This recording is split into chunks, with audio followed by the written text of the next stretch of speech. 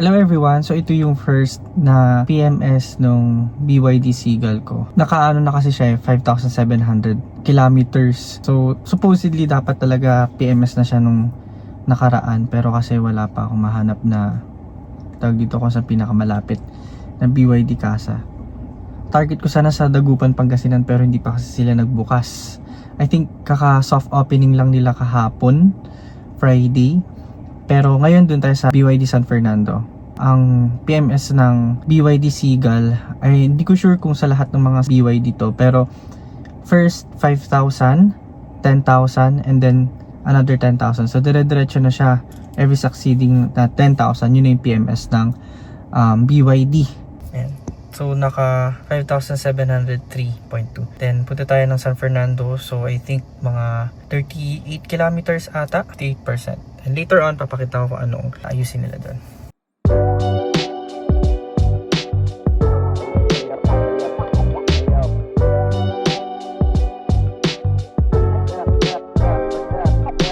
That time, sa San Fernando BYD ako nagpa-maintenance.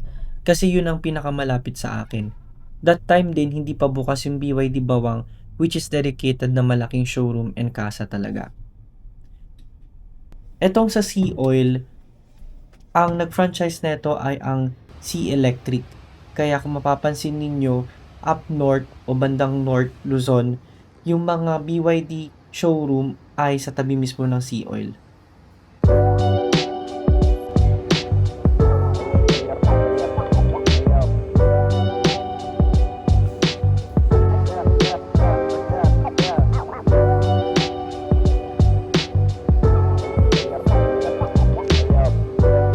So ito yung jacking point. Sir, pag naulanan lang naman to, ano na? Ito mo ito yun. Oo.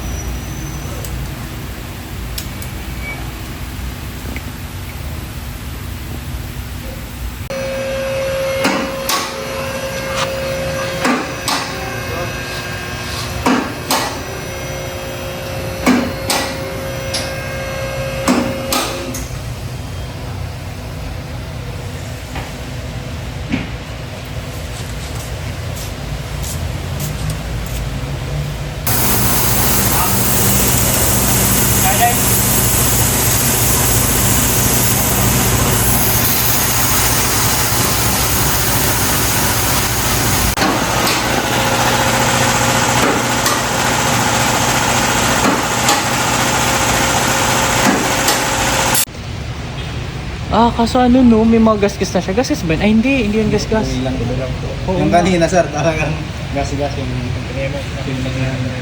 Yun yung high voltage na ito. yung orange.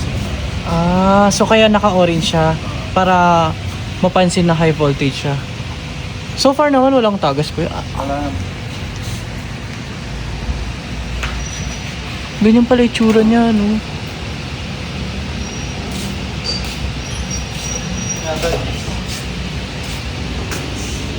This.